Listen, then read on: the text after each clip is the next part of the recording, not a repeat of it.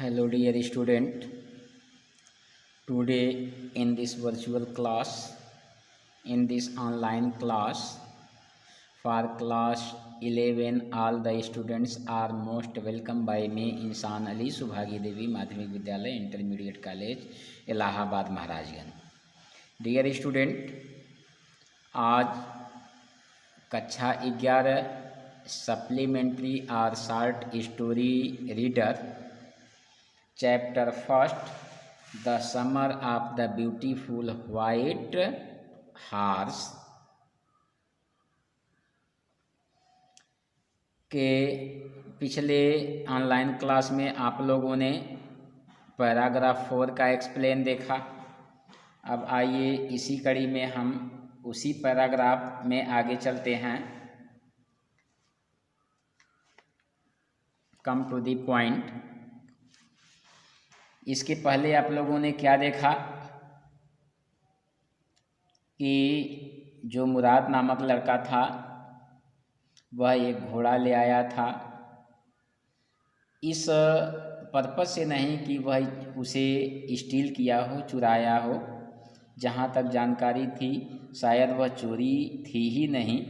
यदि आप में घोड़े के लिए इतनी लालसा या दीवानापन है जितना मुराद में तथा मुझ में भी थी, तो उसे चोरी नहीं कहा जाएगा। ये सब अर्थ आप लोगों ने देखा था। आज आइए अगले पैराग्राफ की तरफ चलते हैं। That year we lived at the edge of town on Walnut Avenue. Walnut Avenue नाम की या वालंट टाउन की सीमा। That year we lived at the edge of town on Walnut Avenue. उन दिनों या उस वर्ष हम नगर वालनट टाउन की सीमा पर रहा करते थे। Behind our house was the country, vineyard, orchards, irrigation, ditches and country roads. Behind our house, देखिए हमारे घर के पीछे, वाज कंट्री ग्रामीण क्षेत्र थे, वाइनयार्ड अंगूर, आर्चर्ड्स बागीचे जो होते हैं, irrigation, ditches and country roads. Behind our house, देखिए बिहाइंड आवर हाउस हमारे घर के पीछे, वाज द कंट्री ग्रामीण क्षेत्र था, वाइन यार्ड्स अंगूर के खेत थे, आर्चर्ड इरिगेशन डीचेज,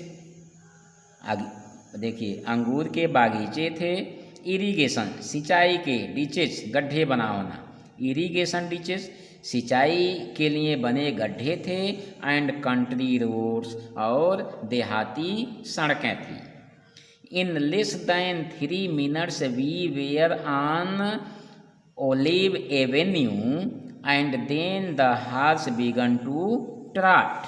देखिए in less than 3 minutes we were on Olive Avenue. 3 minute से कम समय में हम लोग ओलिव एवेन्यू पहुंच गए थे। And then the horse began to trot, और फिर घोड़े ने भागना शुरू कर दिया। ट्रॉट मीन्स रन, भागना शुरू कर दिया। द एयर वाज न्यू, वायु ताजी थी, एंड लवली टू ब्रीथ, तथा सांस लेने में बहुत अच्छा लग रहा था। The feel of the horse running was wonderful, घोड़े के दौड़ने की अनुभूति भी बहुत आश्चर्यजनक थी। My cousin Murad, who was considered one of the craziest member of our family, began to sing. मेरा भाई मुराद, जिसकी परिवार में सबसे अधिक सनकी व्यक्तियों में गिनती की जाती थी, गाने लगा। वह एक गाना गाने लगा। I mean he began to roar, मेरे कहने का मतलब यह है कि वह दहाड़ने लगा, गर्जना करने लगा। तो इस तरह से यह चौथे पैराग्राफ में गया। आइए हम 5वें पैराग्राफ की तरफ चलते हैं। आइए।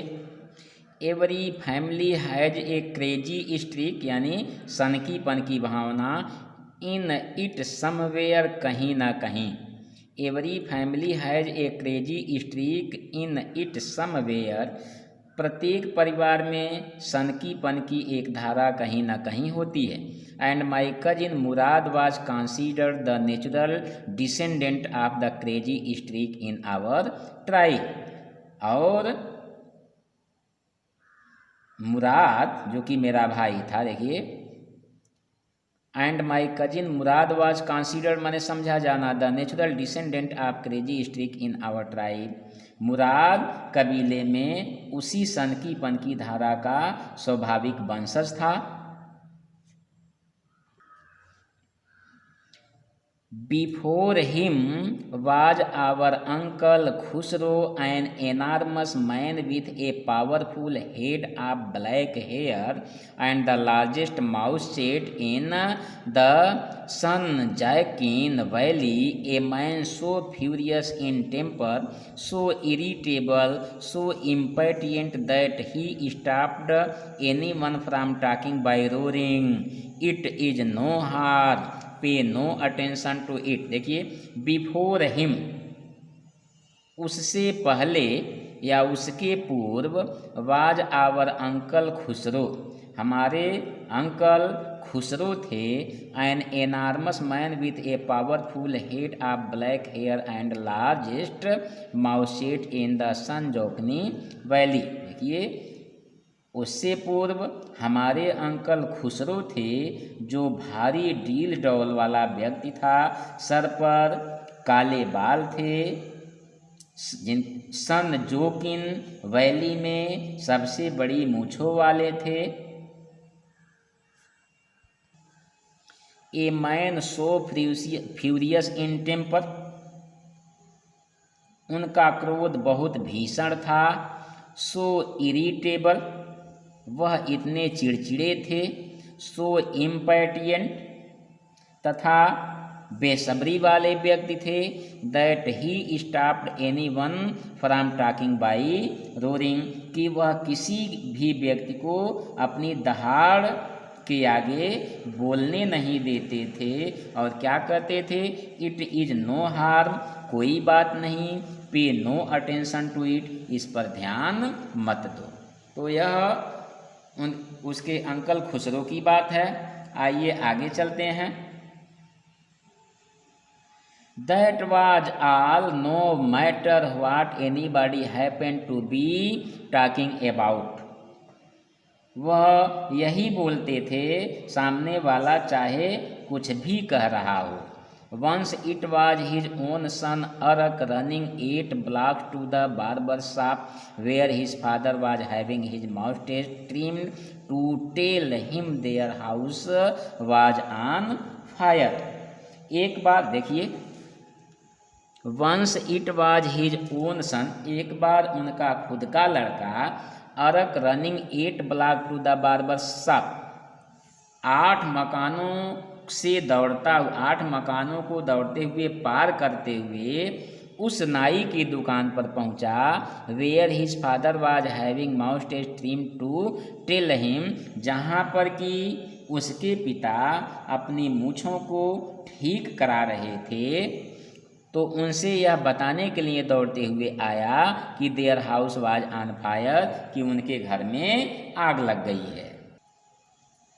आगे देखिए, this man Khusro set up in their chair, वह आदमी जो खुसरो था वह अपनी कुर्सी पर बैठा रहा। माउस्टेच ट्रिम्ड, अपनी मूछें ठीक करवा रहे थे, या अपनी मूछें, देखिए सीधे बैठकर दहाड़े जहाँ पर वह अपनी मूछें ठीक करा रहे थे, क्या कहे? इट इज नो हार्म, कोई बात नहीं है। पे नो अटेंशन टू इट, इस पर ध्यान मत दो। द बार्बर सेड, उस नाई ने कहा। But the boy says your house is on fire, लेकिन वह लड़का तो कह रहा है कि आपके घर में आग लग गई है। सो खुसरो रोड, इस पर खुसरो दहाड़े, इनफ, काफ़ी हो गया। इट इज नो हार्म, कोई बात नहीं है। आई से, मैं जो कह रहा हूँ कि इसमें कोई बात नहीं है। आगे चलते हैं। आइए आगे चलते हैं। माई कजिन मुराद, कजिन चचेरा भाई Mourad was considered the natural descendant of this man although Mourad's father was Zorab who was practical and nothing else. देखिए, मेरा भाई मुराद उन्हीं का वंशज, डिसेंडेंट वंशज, कंसिडर्ड समझना, डिसेंडेंट वंशज, कंसिडर्ड समझना। माई cousin Mourad was considered the natural descendant of this man, मेरा भाई मुराद उन्हीं का वंशज था। आल्दो मुराद फादर वाज जोरब, यद्यपि मुराद के पिता जोरब थे। Who was practical and nothing else, जो व्यवहारिक होने के अलावा और कुछ नहीं थे। That is how it was in our tribe, यही हमारे कबीले का हाल था, या यह था हमारे कबीले का हाल। A man could be the father of his sons flesh, व्यक्ति किसी बालक का पिता चाहे हो जाए, but that did not mean that he was also the father of his spirit, पर इसका यह मतलब नहीं कि वह उसकी मनोवृत्ति का भी फादर हो, जनक हो, उसकी आत्मा का भी जनक हो। The distribution of the various kinds of spirit our tribe had been from the beginning capricious and vagrant, vagrant means नकारा, आवारा टाइप का होता है, दुष्ट टाइप का होता है। The distribution of the various kinds of spirit of our tribe had been from the beginning capricious and vagrant, हमारी जनजाति में प्रवृत्तियों का वितरण शुरू से ही आवारा तथा मनमौजी किस्म का था।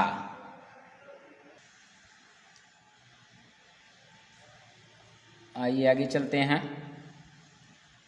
We rode and my cousin Murad sang, rode घुड़सवारी करना, सैंग गाना। वी रोड हमने घुड़सवारी की या हमने घोड़े पर सवारी की, एंड माई कजिन मुराद सैंग, और मेरा भाई गाना गाया।